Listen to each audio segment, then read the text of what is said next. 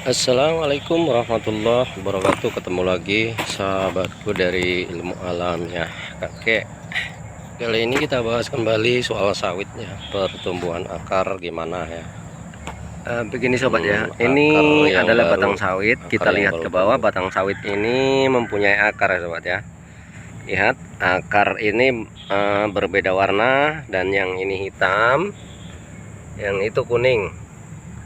Ini hitam, itu ada yang kuning-kuning sobat ya. Nah, itu ada yang kuning. Nah, ini menandakan berarti akar kuning ini adalah akar yang baru tumbuh sobat ya. Sebab apa yang baru tumbuh? Nah, nanti kita akan bahas. Oke, kita akan beralih ke sawit yang satunya lagi tuh sobat. Kita datangi, nanti kita akan bahas ya sobat ya. Full durasi kita akan bahas kenapa ada perbedaan warna akar di sini ya. Ini ya. Nah, ini sobat ya. Ini full akarnya berwarna kuning ya. Mulai dari sini ya, kita berputar terus. Kita lihat, nah sampai di sudut sini berputar semuanya berwarna kuning ya. Kenapa akar itu berwarna kuning sobat? Mari kita cari tahu. Oke, kita akan bahas ini semua sampai tuntas.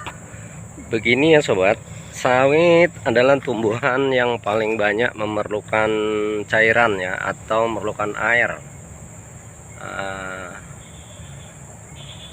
Karena itu sawit ini sangat congok, kalau kata orang Jawa ya, sangat congok terhadap air ya. Makanya kalau sawit itu berada di dekat air atau tanahnya itu lembab, maka sawit ini akan subur sobatku. Karena dia banyak memerlukan air. Dia harus banyak cairan supaya buahnya atau pertumbuhannya itu maksimal sobat. Dan kebetulan yang saya tunjukkan ini adalah sawit yang di dataran rendah sobatku ya. Nah, ini adalah sawit yang di dataran rendah, maka dia buahnya itu tidak sesuai dengan batang. Maksudnya terlalu besar buah dari kan batang yang dimiliki gitu sobat. Jadi begini kawan ya, sawit yang akarnya itu keluar dan membentuk akar-akar baru, berarti dia punya harapan di bawah itu ada sesuatu yang akan dia kejar itu ya. Itu secara akliyah atau menurut akal, atau kalau kata orang-orang pandai itu disebut rasional gitu katanya ya. Secara rasional demikian, kalau sawit mengeluarkan akar baru berarti dia ada yang mau dikejar, atau nutrisi penting di bawahnya itu mungkin ada sobat ya. Ada nutrisi yang harus dikejar, karena bukan makhluk hidup yang bernyawa yang bisa bergerak saja itu punya daya cium. Tumbuhan pun punya daya penciumannya sendiri, dengan caranya sendiri dia tahu di mana ada nutrisi, maka di situ dia kejar. Karena kebetulan aja baru-baru ini kan ada banjir sobatnya. Nah, yang kemarin saya posting ada banjir yang di video kemarin itu.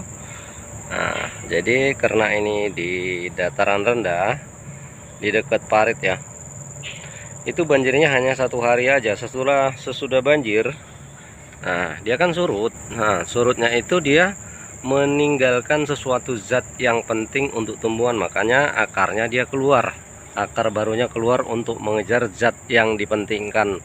Seperti yang saya katakan tadi, bukan makhluk hidup yang bisa bergerak saja yang bisa mencium, tapi makhluk tumbuhan pun itu makhluk juga namanya, itu juga punya daya ciuman atau punya daya rasa ya, mengejar makanan yang enak-enak gitulah kalau orang ya. Ini karena tumbuhan ya, jadi zat yang diperlukan oleh tumbuhan maka dikejar sama dia dengan membentuk perakaran baru gitu ya. Karena setelah banjir seperti ini ya. Kemarin kan banjir, ini kebetulan di tepi parit ya, kemarin banjir. Jadi setelah banjir dia kering di atas tanah ini, itu dia meninggalkan nutrisi ini sobat ya. Ada nutrisinya ini. Nutrisi ini sangat penting sekali, seperti sulfur ya, lumpur-lumpur itu, lumpur-lumpur halus, terus bekas pembusukan dedaunan atau pembusukan tumbuh-tumbuhan, ataupun ada di wilayah lain itu yang memupuk sawitnya sehingga dia terhanyut ke bawah sini dan ngendap di wilayah sini gitu ya, mengendap di sini karena waktu itu ini terendam banjir, ini terendam oleh apa namanya, air ya. Nah, maka dia mendapatkan nutrisi, begitulah sobat ya. Oke, salam buat semuanya, semoga semuanya sukses selalu.